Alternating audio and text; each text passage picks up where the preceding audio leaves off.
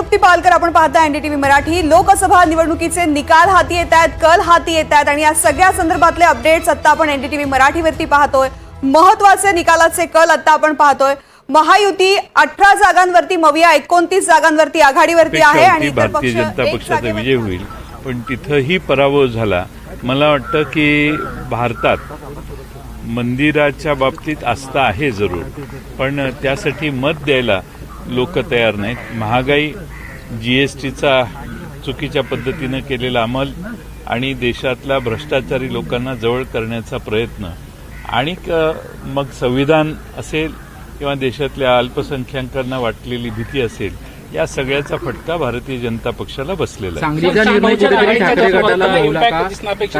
सांगलीचा निर्णय, सांगलीचे विशाल पाटील विजयी झाले आहेत, मी त्यांचं अभिनंदन करेन आणि ते निवडून येतील हे सुरुवातीपासून आम्हाला वाटत होतं आणि दिसत होतं। त्यांचा विजय झालेला। वंचितला सोबत घेण्यासाठी तुम्ही सातत्यानं प्रयत्नशील होता, मात्र ऐन टायमिंगला ते आले नाही। त्यांचा किंबहुना या निवडणुकीमध्ये परिणामच न दिसल्याचं पाहायला मिळतं। त्यांना बरोबर येण्याचा आम्ही आग्रह करत होतो, कारण मतं एकत्रित राहावीत, एकसंघ राहावीत। पण त्यांनी जेव्हा महाविकास आघाडीची साथ सोडली त्यावेळी डॉक्टर बाबासाहेब आंबेडकरांच्या विचारावर श्रद्धा असणारा महाराष्ट्रातला जो मतदार आहे त्यांनी त्यांची साथ सोडली असं दिसतंय।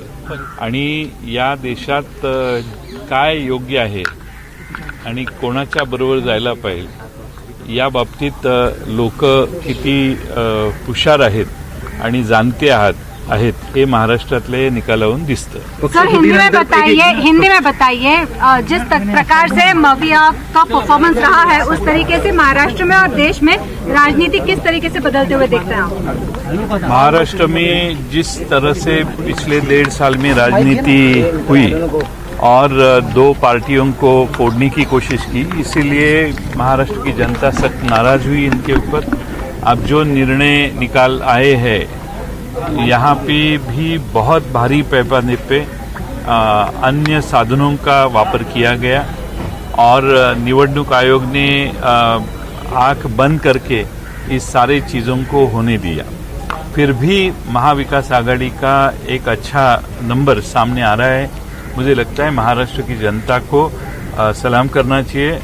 उन्होंने सोच समझ के ये निर्णय दिया है और महाराष्ट्र का राज्य और देश का राज्य, देश में जो भाजपा का रूल था उसके खिलाफ महाराष्ट्र ने मतदान किया है। सर, पार्टी का चिन्ह हो या पार्टी का नाम हो, उसके लिए आप आग्रही रहे हैं कि वो मिल जाए।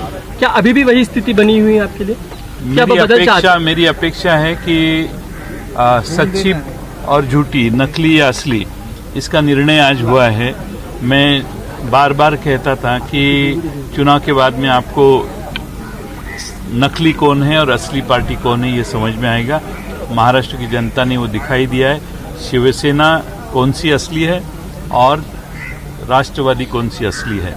अब सवाल है सिंबल का, उसको तो वो कोर्ट में केस चालू है, उसके ऊपर बाद में देखा जाएगा। अब हमारी महाराष्ट्र में तुतारी जो है वो हर गांव में हर जगह पहुंची है, लेकिन घड़ी का जो सिंबल है उसके बारे में जो केस चालू है उसके ऊपर भी अलग से हमारा प्रयास चलेगा। महाराष्ट्र में जितनी पार्टियां हैं उनमें से आपकी पार्टी का स्ट्राइक रेट सबसे ज्यादा रहा है।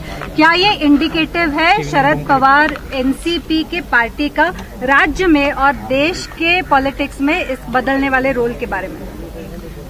बहुत इंडिकेटिव है और शरद पवार जी जो राजनीति करते हैं वो बहुत समझ के और विचारपूर्वक करते हैं। इसका नतीजा है 10 से हमारे 7 जगह हम हमारे प्रत्याशी चुन के आ रहे हैं। शायद और 2-3 जगह हमें ज़्यादा मिलती तो मुझे लगता है कि हमारा ये नंबर 9 या 10 तक भी पहुंच सकता था, लेकिन पवार साहब ने सोच समझ के महाराष्ट्र में गठबंधन होना चाहिए इसीलिए बहुत प्रयास किया और इसीलिए महाराष्ट्र विकास आघाड़ी एक अच्छी तरह से आज उभर के सामने आई है।